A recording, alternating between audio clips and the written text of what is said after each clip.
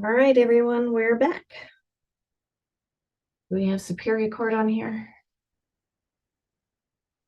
Hey, there's Paddy. How are you? Good morning. Very well, thank you. Are you ready? We're ready. Okay. This is a very simple request, something we covered during our budget presentation, but we need a resolution from you, which is to raise the pay for pro tem court commissioners, so substitute judges who come in and work the court from $75 to $90 an hour. All right. Good with me. I think I heard a yep from Randy. Yes. Let's try it. All right, Paddy, you got 3 for 3. Okay, one just when Jen when Jen Byerly talks, one of the requests is an internal transfer in the juvenile court. I just want to give you a 30-second preview of what that's about. The intercom system in juvenile detention is, we believe, original to the building, and it is dying. We have been working for several months with the contractor that installed the original one on replacement parts. Excuse me. Sorry. The wiring in the building is from the 80s and isn't compatible with new systems. We think that there is a solution for this to get it done during 2023. But we're not certain of that. We're not going to spend any money until we know it's going to work, but we need the internal transfer to move money from the personnel line to the non-personnel line. We think the intercom is going to cost about $40,000. And so that's what that's about. I will be on if there are any questions there, but I just wanted to preview that for you. How much did you say again? $40,000. Okay. So that's it, and I'll be on if you need me. All right. Thanks, Paddy. All right. Peter, are you on? I am just patiently waiting my turn over here. Well, it's your turn. Go for it. Wonderful. I just want us to take money that we've been offered. I'm in favor. I say aye. The one correction I have to the grant form that I sent to you, that was sent to me, that I sent on to you, is that it says that the funds have to be used by the end of 2023. That's a typo. I have a new form that says 2024 on it, and I will send that along with the agenda packet. But that's the only update I have for you since the briefing form. Other than that, it's just can we take our standard yearly money from OPD? I don't see why we wouldn't. And Peter, you already have 3. Don't snatch defeat out of the jaws of victory. I think it'd be very hard to Just snatch kidding. defeat on this one, honestly. Like, No.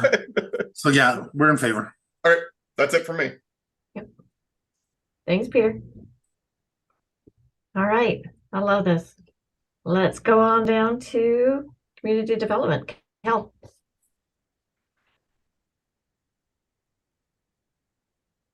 Is it Kell or Luke? It Hey, should Luke. be me this morning, yeah. Morning, Alright. commissioners. I got 3 items from the Historic Preservation Commission for you today. So item 1, it's going to be that the Historic Preservation Commission is releasing the 2024 Mason County Heritage Grant, and we would be doing a news release to be issued on the action agenda for November 21st. Just a little bit of background on that. RCW 36.22.170 created a surcharge on documents recorded with the county auditor, $1 of which is dedicated for county historic preservation purposes. The Historic Preservation Commission offers an annual grant program which channels some of these funds to organizations engaged in the collection, preservation, and interpretation of Mason County's heritage. The Mason County Historic Preservation Commission established the Heritage Grant Program in 2011, and 2024 marks the county's 21st Heritage Grant Program cycle. In the upcoming 2024 grant cycle, the HPC will provide reimbursement grants for up to $5,000 to qualified projects and applicants. This is a reimbursement grant, so no public money is spent until the contracted grant work is complete. The application due date for each calendar year is the third Friday of January, so the 19th of January by noon. So attached is the news release for the 21st, and that's all I have on that item. Do you have any questions about the? This is grant housekeeping program? for us. I'm in favor of moving forward. I am as well. All right, that's great. And then so you'll have somebody here on next Tuesday to read the news release, right? Yep, I should be there. Perfect. All right. Second item is to reappoint Edgar Huber to the Mason County Historic Preservation Commission. I'm in Currently, favor. the HPC has one position that expires on November 30th of 2023 and one vacant seat that expires on November 30th of 2025. The term expiring this year is currently occupied by Edgar Huber, who has reapplied for another term. The empty seat is filled until open. Mason County has received no other applications for either of the two positions. Mason County Code 17.40.040B2 states that the commission should include at least two professionals who have experience in identifying, evaluating, and protecting historic resources and are selected from among the disciplines of prehistoric and historic archaeology or related disciplines. Edgar Huber fulfills this requirement as his application states he has been a professional archaeologist throughout the Western U.S. for the past 46 years. As for public outreach for these positions, on October 24th, the Board of County Commissioners issued a news release to advertise both positions, so they have been open to the public. And one of the current seats is just reapplying. So the request here is for the board to approve and reappoint Edgar Huber for a new 3-year term on the Historic Preservation Commission, beginning in December of 2023 and ending in November of 2026. Attached are the current membership lists, Ed's application, and then the current codes for Mason County Historic Preservation Commission, just so you have the section of our code where it says the makeup of our commission shall be this, that, and the other thing. So Luke, I'm supportive already. Yep. Yeah. Oh, sorry. Oh, no, I was just saying, yep. Yeah, All same right. here. Good with reappointing both. Yep, All me right. too. Thank you. Edgar and Andrea. Oh, yes, that would be the third item here is just a bit of housekeeping. More on my end is recently Andrea Exo was appointed to the Historic Preservation Commission by the board, and that was back in June. And it set her end date as June 2026. I am hoping to ask the board to extend the expiration of that term until November of 2026, just because all current historic preservation terms end in November, just to make it easier for staff of going to the board X amount of times every year. It just means that I'm only putting in X amount of requests for you folks to appoint new commissioners or to do news releases for open positions. So I was just asking the board if we could extend Andrea Exo's term on the Mason County Historic Preservation Commission from June 20th, 2026 to November 30th of 2026. And attached is her appointment letter and the membership list. Yes. Good with me. Yeah, that's perfect. All right. Well, thank you very much. That's all I have this morning. All That's right. good. Easy peasy. So, Madam Chair, if you don't mind, I'm going to step in for 1 second. Ladies and gentlemen, we have our chair is going to be going on a flight here shortly. We want to make sure that she can get to it, not get in an accident on the way by trying to hurry. So if everybody can make it brief when they're discussing, to be appreciated. Just today only. Other than that, bend our ear all you need. I appreciate that. Thank you. I kind of freak out about these things, so. No, we don't want you driving fast and getting in trouble out there. It's dangerous out there today. Right. All right. And I don't need a ticket. All right. We are at Public Health and Human Services. Dave, take her away. Hey, good morning. So we'll go fast. Thank you. So our first item is asking to add $50,000 to the Mason Matters contract. As you know, Choice has been funding that $50,000 the last couple of years. Choice has pulled out of doing that. They're going to be doing more regional projects around equity. So what we'd like to do is to use some of our assessment and community health assessment funds and support that $50,000 that's being lost. I think that's a great idea. I support it. I am as well. Okay, we'll put that on the action agenda.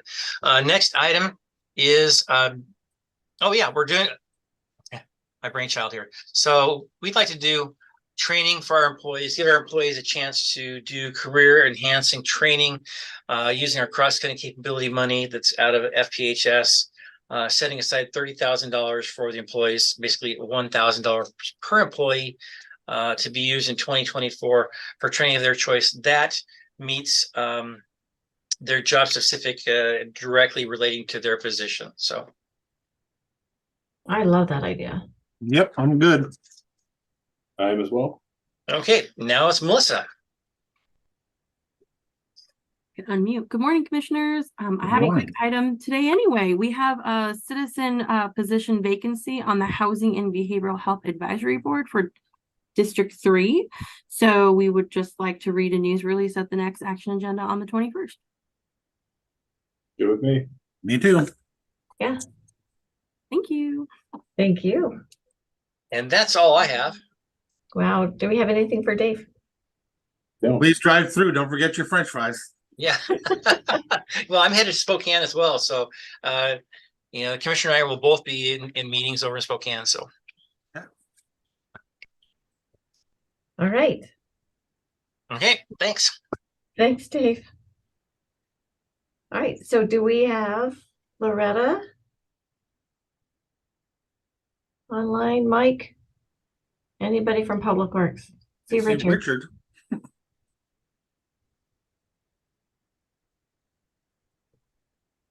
Well, Richard, I'm you wanna take the lead?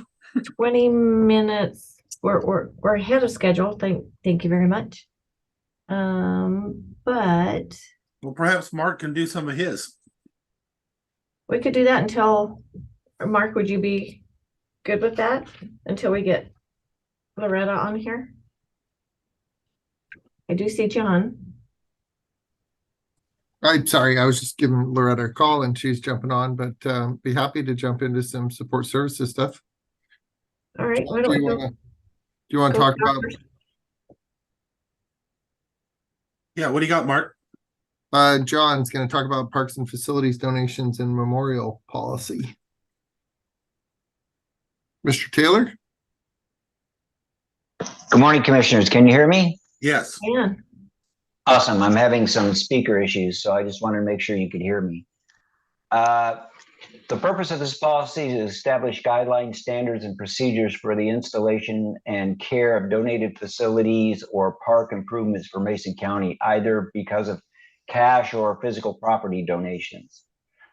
These donations may include, but are not limited to, park benches, bicycle racks, picnic tables, monuments, drinking fountains, flags, and other types of accessories. This policy does not apply to donations of buildings or land. The county desires to encourage donations while at the same time managing aesthetics that impact the mitigation on ongoing maintenance costs. The development of a public facility is expected to be the result of a careful planning and quality construction. In addition, public facilities are expected to be maintained at a standard acceptable to the public. And what this policy does is ensure that when we do take donations, we figured out, for an example, how we keep benches at serviceable, so when people sit on them, they don't break, and ensure that we plant trees which are conducive to our environment so that we're not consistently having to replace those. So this policy is important to establish a standard, since in the past year, we probably had a couple times when we've been able to, people have donated to the parks for memorials. So we just wanted to get a standard in place so we could ensure that the costs over time are not incurred by the county. I appreciate you putting this together, John. I'm supportive. Yeah, after mine. I am as well. And just a clarifying question, John, when you're thinking of flags, are you thinking of people like donating like an American flag with pole or state of Washington flag or Any flag, sir. So sometimes I know that parks up north, they donate military flags for veterans. So the idea would be that we'd have a policy together where we'd sit down and discuss how we'd accept those in and what would be our obligation for maintaining those pieces of property, which the idea would be that if somebody donated it, depending on the cost of replacement or to keep it up, that we could share that cost or ensure that the people who are donating it take on those costs. and then who reviews what's submitted for these things? I mean, is there any review? Is that staff? Is that Parks Advisory Board? Well, to be honest, sir, I would hope that the staff would make recommendations to the advisory board, who would provide their recommendations to you, and the final say would be yours, the commission's. That way, we're not making decisions where somebody could say that we're not following the policy, or we're looking at one thing better than another. So I would rather have the commission look at those decisions. So is that language included in the draft? I believe that it is, but we can add an appendice which talks about that process. Because again, I think we're going to need some type of form which somebody would have to submit, as opposed to just writing a letter. So that can be an appendice piece when we talk about that process in writing.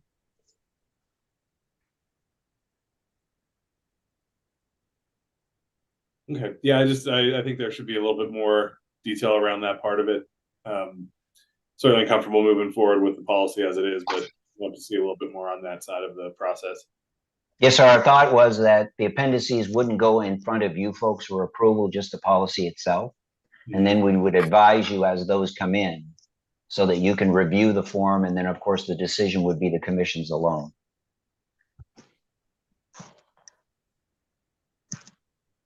Any other questions about that? Not for me. Awesome. Mark, did you want me to continue, or I can wait? Please continue. All righty.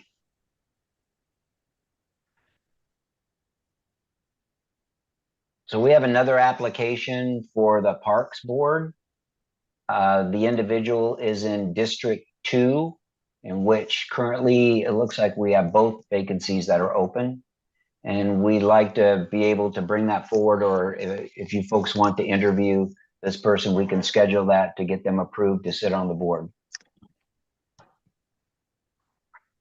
I believe this person is from Union. Commissioner Schutte, do you have? Yeah, I think we should just follow our normal process, so we can do the interview. Agree. Yep, that's good. Absolutely, we will schedule that then. Any other questions on that one? Nope.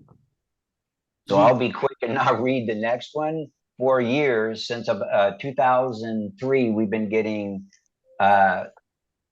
State Homeland Security performance grant funds. We're getting ready to get it again. We submitted the application to you, or the contact review to you folks.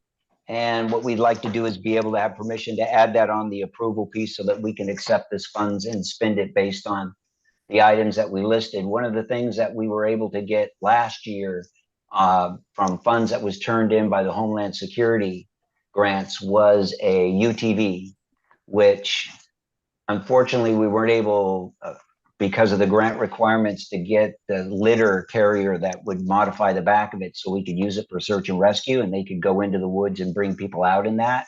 So we're able to apply that to our Homeland Security funds this year and be able to purchase that piece of equipment to go with it. Additionally, we've bought Zolios, which are satellite communication devices for search and rescue. So, and the Sheriff's Department, so they're not out in black holes in Mason County, so we've been able to close those in. And then, of course, the satellite piece, which gives us the ability to close that distance even more between cell phones, Zolios, and radios. Any questions on this? No, that sounds awesome. With me. Me too. And then you And also that's have all. the park host contracts. Is that on there? Yeah, Well, I don't have that one. I apologize. that's okay. I agree anyway. Put it on there. It's just the update on it. I'm good. Yep. This is talking about how the park host at Sand Hill would like to move to MCRA. Oh, yes. The Okay. park host at Oakland Bay would like to move to Sand Hill. Yeah. Thank you, sir. Yes, that's what we'd like to do. Yep. Sounds like a great plan. Awesome. Yep. All right, Jen, you want to jump into the October financials? Well, we've got Loretta on here. Do we want to go ahead with Loretta? Do you want to skip and go back? I think let's. My preference would be to get through all the support services and then dip back into public works. I say that just All right. because there are a couple of things, Commissioner Trask, that you probably really want to weigh in on support services. So Yeah, I agree. Agree. Great, I'm ready. So I'll share my screen for the financials. So as of October 31st, we in the general fund Oh, have, it's not on the screen. oh, it's not. Sorry. Oh no, it's my fault. Sorry. That's okay. It's on my screen, but not on the screen. There we go. Is that better? Yes. Yep. Okay, great. So as of, thank you for letting me know. You're welcome. Ramble on. As of the end of October, we've received in the general fund close to $40 million. We're at 93% of our budget. Last year we had received a little bit less, 39,578,000, and we were at 97% of our budget. So that's where we stand with revenue in the general fund. On the treasurer's revenue detail, we're at 97% of our budgeted revenue at the end of October at about 27.4 million. Compared to last year, we were at about 28.3 million, and we were at 105% of our budget at that point in time. And stop me if there's anything you want to go over along the way. At the end of October, in expenditures in the general fund, we're at 37,120,000 roughly, compared to last year about 33,873,000, and we're at 77% of our budgeted expenditures this year compared to 77% last year. So very consistent with our budget this year compared to last year. In special fund revenue streams comparisons, we're all over the place as far as being up or down compared to last year. Community development is up. Property taxes are down because of the levy shift that we go over every we didn't do one this year, so it's down a little bit. And so that's pretty consistent with the property taxes. With the rural sales and use tax, we're up. That's consistent with our property taxes our sales tax, being up. The homelessness prevention filings are down. Lodging tax is up. REIT is down. We're about at between 2019 and 2020 levels in our REIT. And the sales tax detail, so we've received about 853,000 in the month of October, which is down only for the second time compared to last year, this year. So we're looking pretty good on sales tax. We're projected to receive about at least 9.6 million, I would think, by the end of the year. And you can see that the 12-month average change is still increasing. We're at 6.4%. Last year we were at 6.8% above where we were at this point in time. So anyway, things are looking okay. Give me a reminder, what did we decide that we're doing with that line in our 24 budget? I believe we we talked about 9.2 is what I remember. I'll let you know if that's different, but I believe it was 9.2. The 6-year financial recap, we have about 29.5 million in cash, and you can see all the reserves for that above there. And then so I think that the 28 million that we're budgeting as a beginning fund balance is looking pretty good, I'm pretty confident about that still. The budgeted revenue again is 93% in our general fund, what we've received compared to our budget, and our expenditures 77%. And then our special fund cash balances, we're at about 62 million in all of our special fund cash balances. So that's a big increase over the last 5 years, and of course includes our American Rescue Plan Act funds. For the motor pool, we're at about 65% of our budget, and we do have 6 vehicles for the sheriff's office that we've been waiting on for a long time, and our coroner van, I think it's just about to come in, but we'll have a big expense for the upfits in the next couple of months, and so I am asking for an increase in our sheriff's office of $60,000 for the motor pool capital upfits to make sure we have enough budgeted there. Since costs have gone up so much, it's about 10,000 more per vehicle than what we had originally budgeted. So that's coming up in my next briefing. Do they already have it in their budget already? Do they have the excess? Well, I mean, they could move salaries and benefits to operating to account for that, but I just wanted to paint a really clear picture of what motor pool is costing us. No, I appreciate that but that's kept with the thing that you're doing right there, what you're showing us. But I'm not going to vote against it if you bring it forward. It just, the idea of having budget amendments when they're not needed, just because it looks better on a balance sheet is not, I'm not a fan of that. Well, I mean, they'll definitely have I would think they would definitely have the capacity and salaries and benefits to move down into operating to cover that, but well, don't they also have money in operating? No, I don't believe that they do have. Are they on the end of that? Okay, so they had the 50,000 as well. Okay, that's all right. Thank you. You're welcome.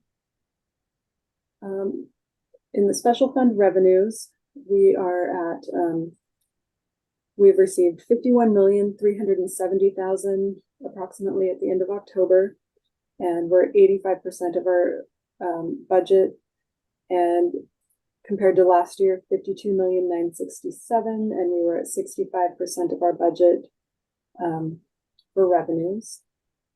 For expenditures, we're at 42,697,000 compared to about 37,380,000 for the previous year. We're at 56% of our expenditure budget this year compared to 43% last year.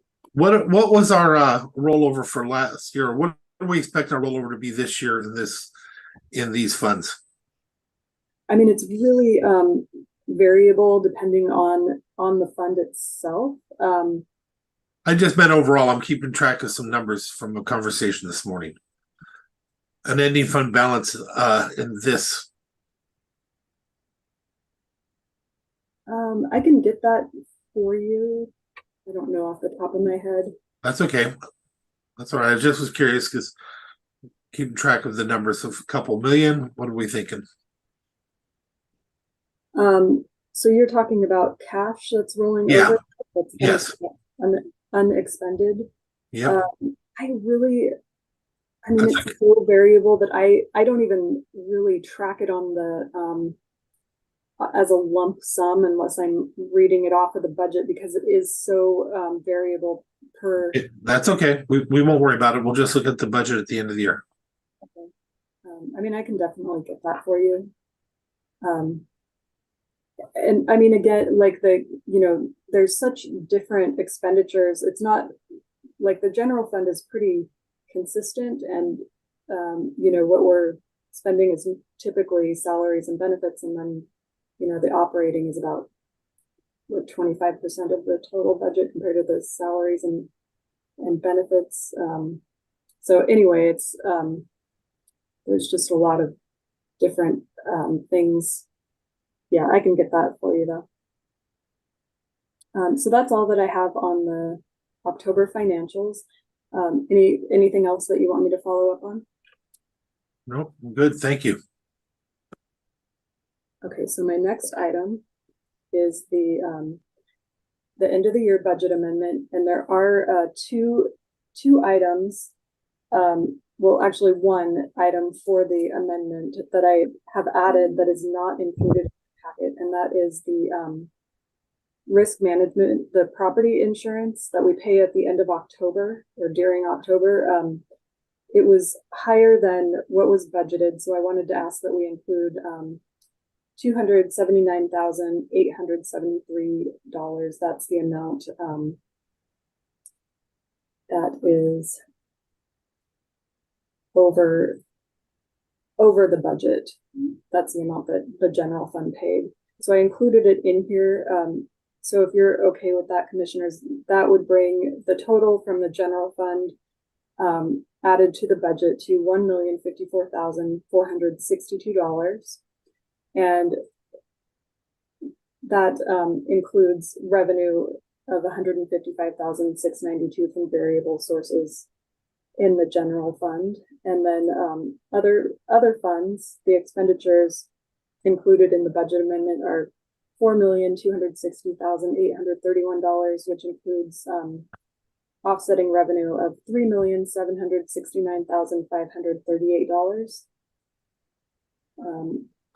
The other item that I have added in with the amendments, but won't be part of the public hearing, I just wanted to ask that we adopt moving additional amounts from salaries and benefits to operating, or vice versa, as is laid out on the briefing cover sheet. But there's one that I forgot to add in on this sheet. That's movement of $30,000 from operating to salaries and benefits in the ARPA Fund 155, and that is to cover the jail signing bonuses.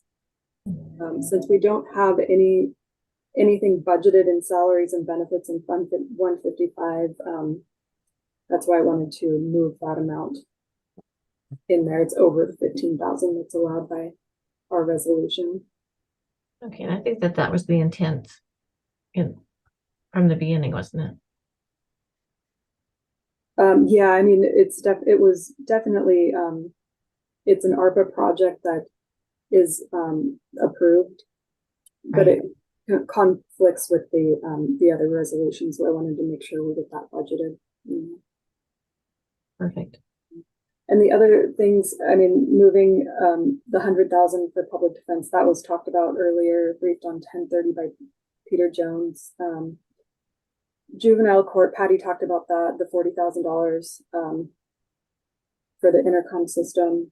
The assessor, it looks like they might need about $15,000 to cover a higher than anticipated. It looked like Terrascan was a little bit higher than was budgeted for. The Belfair Sewer Fund, it looks like they may need about up to $100,000. I think they won't need that much, but I wanted to make sure that they have that leverage there in case they need that, in case it looks like they're going to be short on their salaries and benefits in their budget. So I want to make sure they have that authority. So any questions, comments, or anything that you need additional clarification on in this amendment request? No, I have no questions. Sorry, I've got a blower outside my window. Oh, mute. So do I. No. I can't hear it at all. Oh, good. Okay. Any questions, commissioners? Not for me. Okay, so my last item is, I'll stop my share here. So my last item is I'm bringing back again the termination of the Mason County Housing Authority contract. We had talked about doing the termination of the contract as of November 30th. So that letter is included as part of the packet. And then if we get the funds returned by December 31st, we would start a new contract on a reimbursable basis with them. So if you are in agreement with this, we will add it to the November 21st action agenda and get that sent out to them so that they have notice of the termination. Sounds good to me. Right. So that's Kevin, all. you're muted, Kevin. You're talking, but Sorry about that. Have they produced any additional invoices since the last time we briefed on this? They have not. Okay. And the only other thing I wanted to bring up that is not on the agenda is that no comments were received on the sales and use tax request from the city of Shelton. We sent out letters to the ports and to the city. So, but we did not receive any comments. So we wanted to ask to put that on the November 21st action agenda. I support. Yeah, I'm good with that. Sounds good. Great, thank you. That's all that I have. All right, thank you. Thanks, Jen. So first and foremost, got the Mason County Community Justice Center and Design Development selection of a vendor to come in and help us do this work. So this is related to the 993,000, I think, is the net number that we're going to get through the Department of Commerce, and we have a contract ready for Commissioner Trask to sign as our chair. Then this would be selecting BCRA. Trenner HL is the name of the successful respondent. We had, I think there was 7 or 8 of us on the team that put together the criteria for the RFQ. Each one of us evaluated the individual responses we received. We received 2, and it was a unanimous recommendation to move forward with BCRA Trenner HL. And so what would the next steps be? Well, the next steps, so last we briefed on this, I'd asked the commissioners to think about the type of team that you would like to put together to help guide this work, and would love to get some feedback from you, but I definitely think that we should, it's my recommendation, create a team of stakeholders that would be involved in this process to help guide this study. And those could be community members that have a specific expertise and a willingness to work with us. Definitely should include our in-house experts on criminal justice, as well as our treatment programs for both SUD and mental health needs.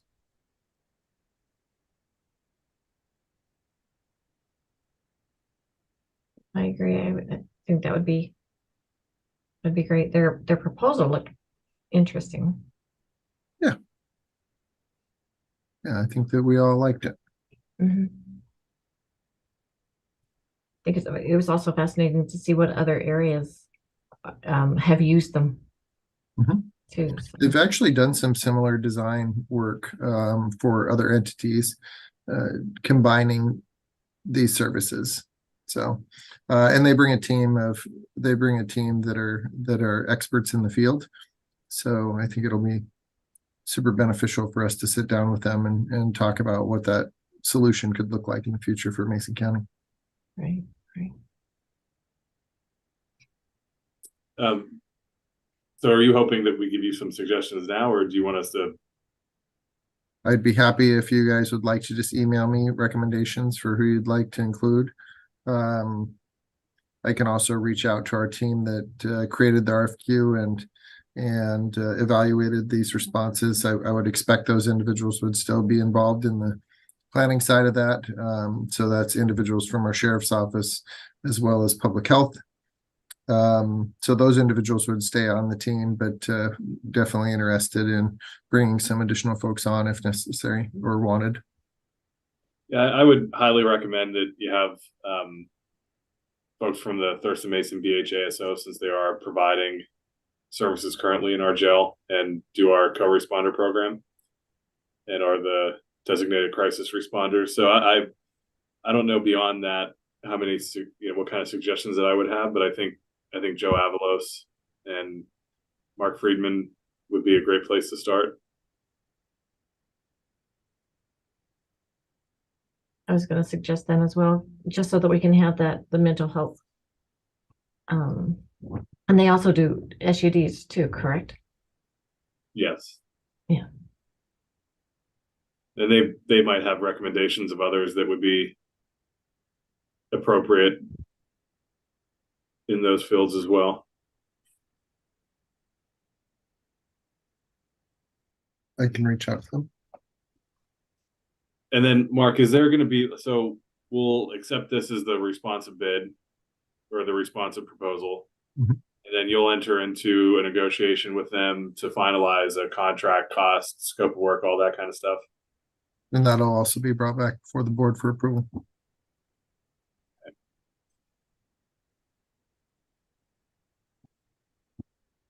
This is, this is a really, I'm glad to see this moving forward. This is really a great time for us to have this conversation, as we really, as we hear a lot currently from our corrections union, about the facility and just figuring out big picture, what kind of facility needs we have going forward, what kind of staffing needs we have going forward, what kind of population we want to serve. Do we want to be a traditional 365, 24/7 facility? Do we want to be a booking center and partner with another community on the incarceration side and focus on the substance use and mental health side? There's a lot here to unpack. So I think this consultant group has a good background to help us tackle some of those issues and have those really difficult conversations, not only internal to the county, but also that are impactful to the community. So this is, there's going to be a lot of questions, I think, to come out of this process that will need to be answered.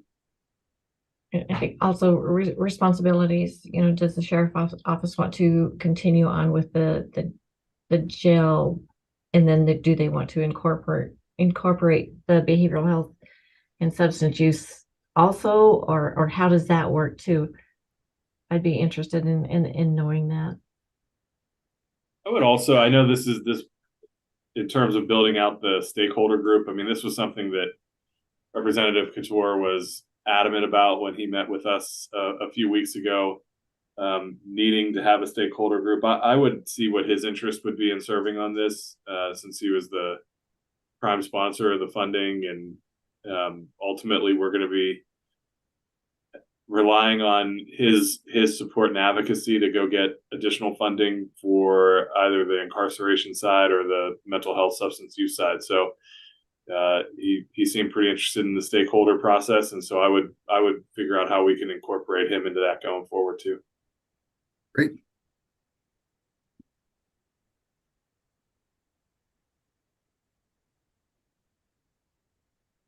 All right, in the interest of time, I'll move on to our 2024 legislative priorities. So here I kind of provided you with a quick overview of what we received in 2023.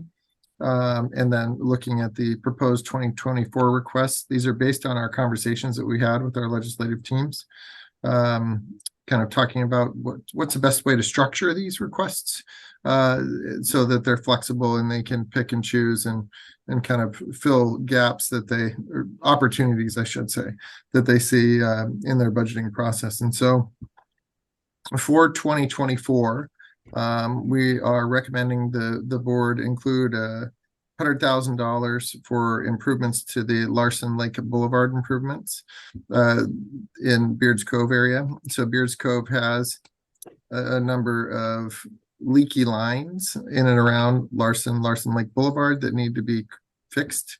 Beards Cove also received some money from ARPA to do some valves and things, I think. So this is a little bit different than that one. It's a different area. North Bay Case Inlet utility relocation. So this is related to the WashDOT's SR 302 fish barrier removal in the area. Is going to require us to modify and move some of our infrastructure related to our utilities in that area. So kind of asking the state, hey, since you're doing this work, would really like you to help support the cost included in that project of relocating our utility lines. And also for North Bay, we have a significant need to update our process controls. So these are our control screens, the programming, the CPU, other essential equipment that is necessary to operate the utility. So those are the money asks that we specifically highlighted. I also included in here some policies, and I have a couple other policy requests that I received late that I'd like to put before the commissioners. So I think that it's a common environment right now for counties to be struggling to find correctional officers. So what can we do to help ease that process and provide the resources necessary to not only attract and recruit these folks, but when we do attract and recruit them, how can we get them through that criminal justice training academy as quickly as possible? So one of the things that I'd like to propose is having them add some additional classes to that academy. One potential benefit that we've definitely heard from our corrections union is retirement benefits, and something that they've wanted to take a look at. And I think that an option would be we could ask the legislature to evaluate whether we could bring them onto the LEF retirement system as opposed to PERS where they're at. If they had some funding for us to provide recruitment support to attract individuals to these career opportunities, we would love to receive some of that too. And then another option is when we're looking at the different definitions of correctional officers within the RCWs, if they could potentially look at merging the definition of correctional officer with the Department of Correction employees. So that's kind of making the DOC employees and the city and county correctional officers under the same RCW criteria. I agree with all of that. I think those are really meaningful reforms that the legislature could take up that have a nominal dollar value. Of course, on the other side of that, we also want to push for some additional funding to support things like inmate medical care and healthcare costs in the jail, because that's another thing that drives our budgets in those settings, especially for people who are pre-sentencing. Right, I believe that's one of the on our federal, the WASAC federal issues. That's one of the priorities at that level as well. But I do think that it's important to point out. Yeah, that's something. So one of the breakout sessions that's happening at the conference is it's called the Justice Project: Whatcom County's Quest to Reduce Incarceration and Build a Safe, Humane Jail. But I'll bet you $100 that one's going to be well attended by quite a few commissioners, including myself. I would agree with you, Commissioner Trask, that I've heard that also as a legislative priority at the federal level, so that Medicaid, Medicare benefits could continue for individuals that are incarcerated, or once they're under our control, that even if it's pre-sentencing, that some of those costs could still be covered. But we could definitely talk to our local legislators about this, maybe to help bridge that gap. Well, regardless of whether or not there's the appropriate Medicaid change, the legislature could also just provide funding to cover those costs. There's no prohibition on them helping us with operational funding. Yep. Exactly.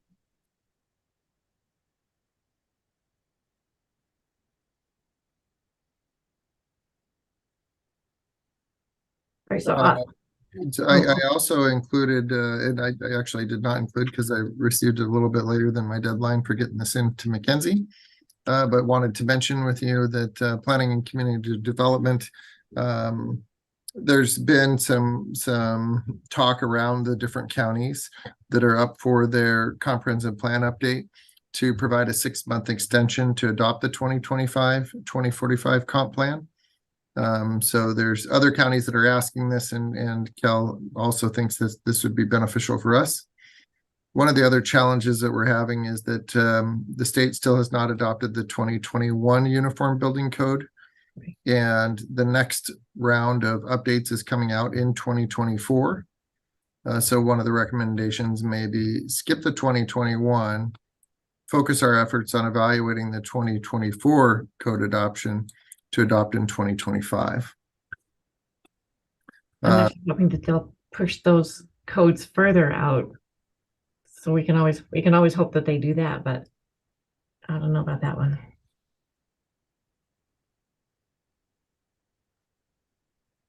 The other item that I received from Public Health and Community Services is currently there are treatment camps that exist throughout our communities. There's really not a regulatory environment or guidelines and criteria for providing these types of services. I think that they're registered with the state as lodging services, yet they provide specific mental health and SUD treatment services to individuals attending these camps. So it's not like a brick and mortar facility. Well, it is in the sense that it is a lodging facility that they operate out of, but they don't fall under the same criteria as some of the other service providers. So one of the things that Dave would like to do is, and if he's still on, maybe he could add to this a little bit, is create some regulation for these treatment camps. Dave? Yeah, so these treatment camps are regulated. The providers, if they have medical providers, say ARMPs, those sorts of folks are regulated. But as far as having any state agency that has oversight, whether it's a DSHS or Healthcare Authority or Youth and Family, there's no oversight. So there's been some talk at the state level. A bill has been started the last couple of years, and it'd be nice if we could take and bring that back up again this year and see if that can get some traction. It just seems very odd that we would be sending people to some place that's not regulated, especially those under 18. Hey Bill, I almost called you Bill because I wanted the bill number, but Dave, can you send me the bill number of the previous bill? I'll see if I can find it. Yeah. Okay. Yeah, that would be great for me to get to, Dave, and then I could provide it to Deb if Yep. you're supportive of that. Yes. And that's all I had for you. So Okay. happy to add anything else or. So on Tuesday, we have our LSC meeting, and this is perfect timing because I'll be able to present this to the group. Lots of times people will support or copy some of our priorities. I don't think they'll do the money priorities, but as far as the inmate medical benefits, the extension of the comp plan dates, and the treatment camps, I bet you we'll get quite a few support for that. Great. Yeah, so I think that our Beards Cove is obviously our utility that has the asbestos concrete piping in it, and in the past we've kind of asked for the whole kit and caboodle to try and get that replaced. And I definitely think, and as you look at our overview of how we're going to spend our 2023 monies that we received from the Department of Commerce, preparing for that and actually getting some design work done, really understanding what the total cost of that is. And then that may open up some different opportunities for us to apply for Department of Health grants, a number of different funding sources out there that may exist that could help us do that system-wide replacement. Beards Cove is one of our smaller utilities that these costs definitely would significantly impact the rates too. So if we could find other funding sources, it'd be beneficial. All right, that works. Commissioners, any questions? Me. Nope. Thank you. And that's all I have for you. All right. Go back to Administrator public. updates. Oh, do you have any administrator updates? I don't. Those are all. Okay. Commissioners, do you have any calendar updates? Yeah, I think we're gonna be attending the Youth Connection Forum on the 16th, this Thursday. I don't believe I noticed that last week. If not, you just did. All right. Nope, I have no updates to mine. None for me. All right. Nothing else, Mark? Nope. All right, let's move on to Public Works. Loretta. Good morning. Good morning. We have 3 items this morning, commissioners, for consideration to place on the action agenda. And the first is a road closure request for Roybo Road and a portion of the Clifton Lane. And this is for the annual parade, Christmas parade in Belfair. That's so And the exciting. people that live on that road have several other areas they can get to it. With it being closed up front, they can come down through the car wash and they can go up through Safeway. Yeah, and the parade itself is a relatively short parade. There is time associated though with staging and getting ready and all of those fun things. And we're planning for 3 p.m. to 4:45. But again, the parade, and Commissioner Netherland, I'm sure you know, it's pretty quick, festive and fun. And they really take it seriously to get them through that intersection and open it back up as fast as possible. Well, I am, in the spirit of the season, supportive. Absolutely, I'm super excited. No My humbug, daughter- no humbugs daughter- out there. My daughter's already playing Christmas music at my house. Oh no. That's exciting. Well, it's even early for me. I come in here eventually, but I'm ready. All right. Thank you, commissioners. Next up, we've got another adopt a road proposal. Mike's here patiently waiting. I already stole the thunder on the last one. Mike, you can do adopt a road. By all means. Oh boy. Public Works received application submittal from the Love Locksmith Services requesting they adopt a Trails Road from milepost 1.58 to 3.28.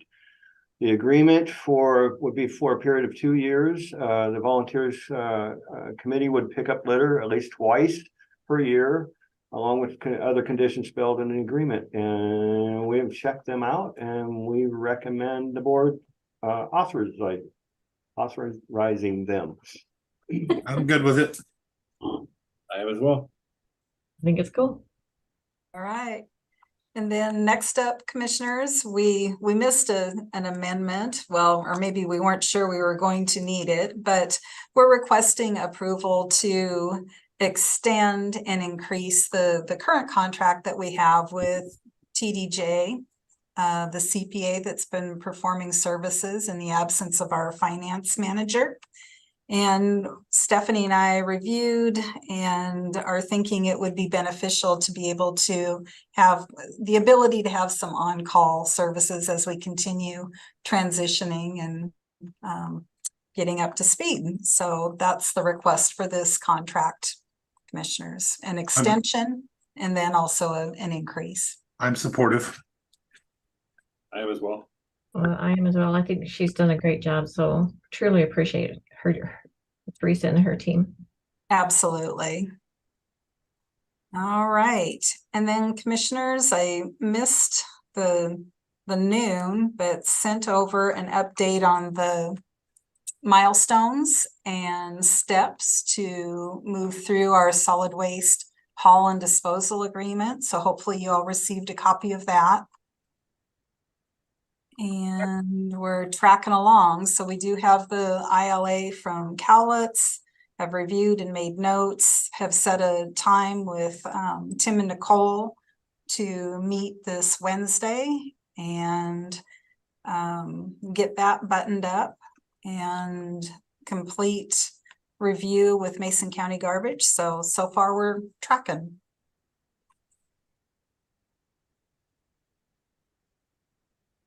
Any questions about a particular step or where we are, commissioners?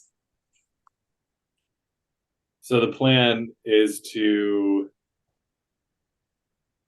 have us take action on the ILA on the 21st.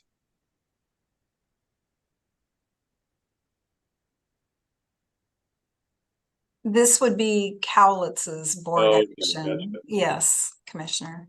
Okay, so that they would take action on the 28th. Correct. Yep. Okay. Yeah. If you don't mind, Loretta, make sure I get a hard copy of that. I don't have it.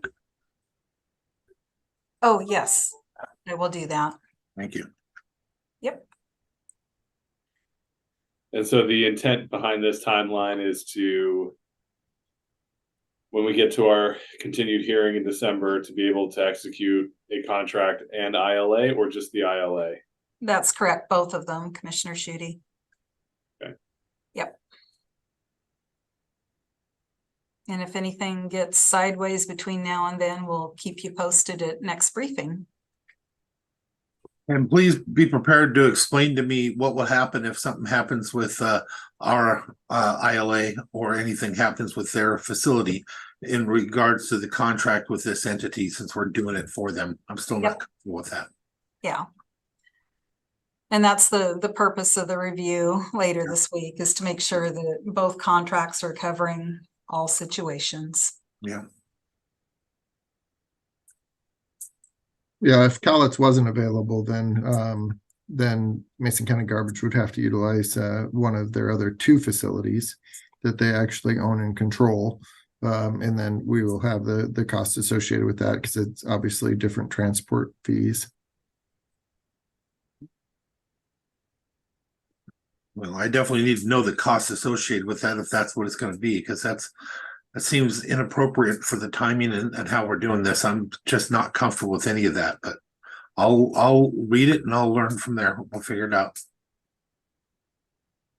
Yeah, I'm anxious to see that as well. This has been a quite different process, and so it's, my comfort level is not where it should be.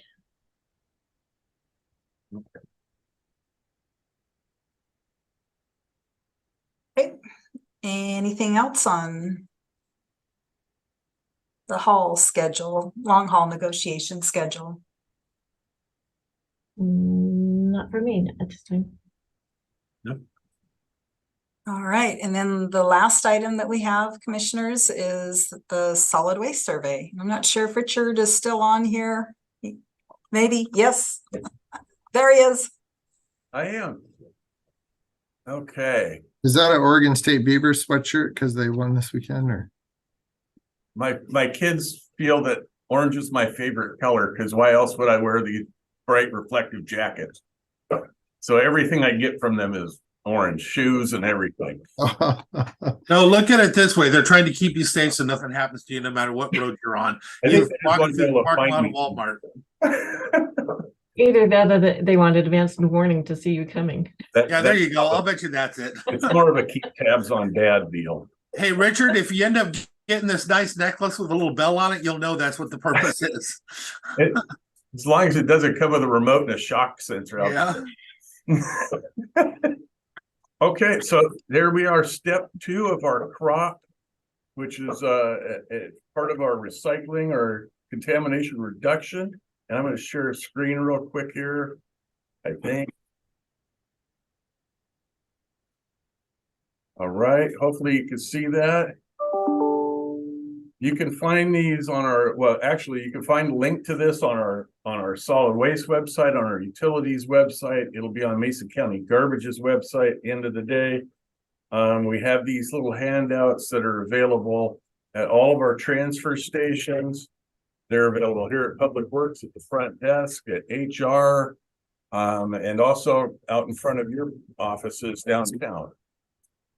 So it's very short. It's actually 8 questions, and there's 2 follow-ups. One is just we want to know if you're a homeowner or a business, and the last thing is just comments back. We'll stop sharing. And so yeah, this is step 2 of our outreach, and more about wanting to know about if there's any impediments to recycling for you. Do you have things that you recycle that we typically don't take, and where do you take them? Stuff like that. So just trying to get a pulse on the recycling and keep up with our crop requirements.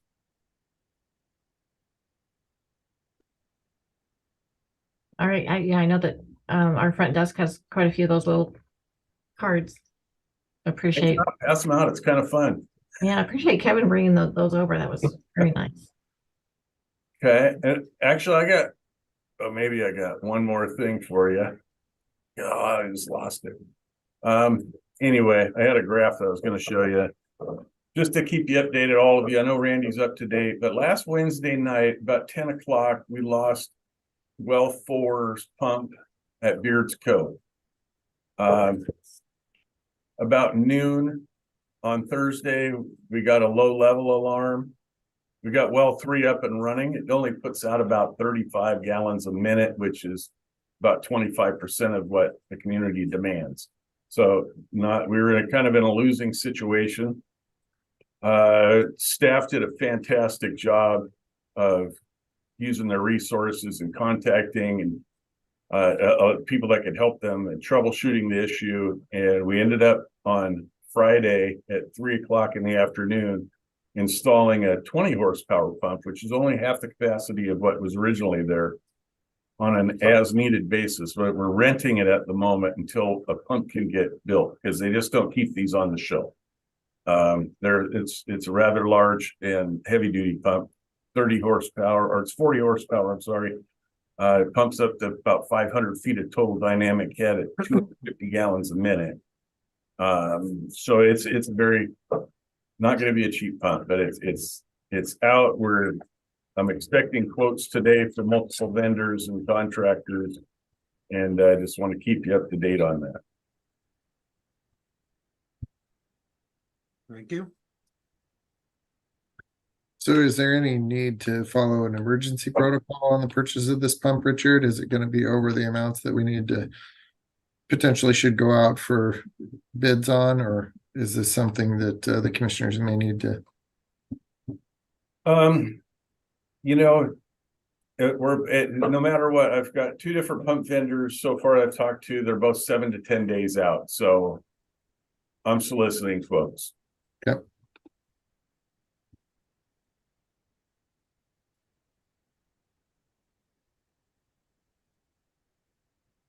Okay, great. Anything else for us? Nope, I'm good. Mike, do you want to give a quickie update on Harstein Island Bridge, if that's okay, commissioners? Yeah, Harstein Island Bridge, we're scheduled for the micro milling on the beginning of the 27th. It'll probably be 2 to 3 days. There'll be 1 lane closure that will be overnight. The work is supposed to commence during the daytime. They don't know how long they'll run at night, so they're going to leave the lane closed overnight with the stopped lights on. So again, they're scheduled for 3 days. It should only take a couple days, and it should improve the ride, is what we're being told. That's a good. Only time will tell. Only time will tell. Were you still considering doing an overlay on that, Mike? If this doesn't work, that is the next step, is to actually put a 1.5 inch overlay on it. Yep. But it's going to work, right? That's right. I actually had the opportunity to go out there with Loretta and watch them do their micro milling, I think is what they were doing back then, wasn't it, Loretta? They were definitely doing some milling. It wasn't the micro, Oh. but yeah, they were trying to get it flatter at that time as well. Yeah, and it's interesting. It's kind of a mixed bag. So at Tip Cap, most of the Tip Cap members had been across the bridge themselves, and we're like, what ride issue? So it's just, you know, everybody has a perspective, right? But we'll see. I think Nicole travels over that bridge daily. So She Nicole, does. you want to give us an update, Nicole, on your ride? Is she the one who has her drink jiggled in her vehicle?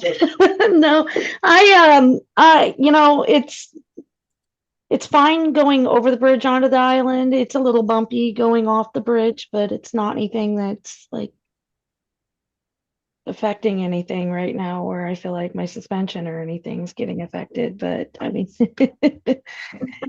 After the micro milling, let's just go over as commissioners and just drive over it before we expend more money.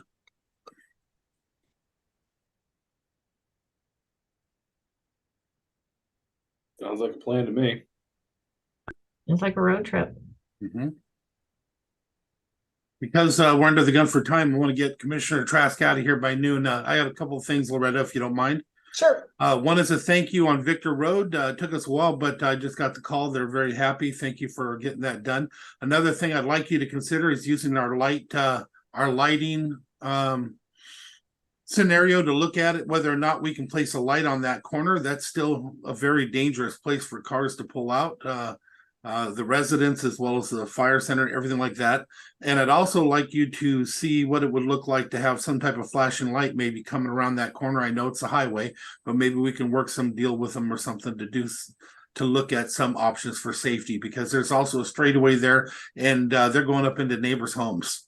It's not happened once, it's happened several times. In this last one, they thought they were pulling out a dead body. So they weren't. The person was okay, but I'll get together with you later. If you don't mind, give me a call. We'll look at some more options of that, what we can do for that community. But the main one is the next thing is trying to light that intersection. Okay. All right. That's all I have, Commissioner. Commissioner Schutte? Nothing for me. All right, I got nothing. All right. Thanks, commissioners. All right, thank you, Loretta. And Mike and Richard. All right, commissioners. What? I move we adjourn. I'll second. All right, we are adjourned. Thank Safe you trip, guys so much. Commissioner. Early, safe flight. Thanks.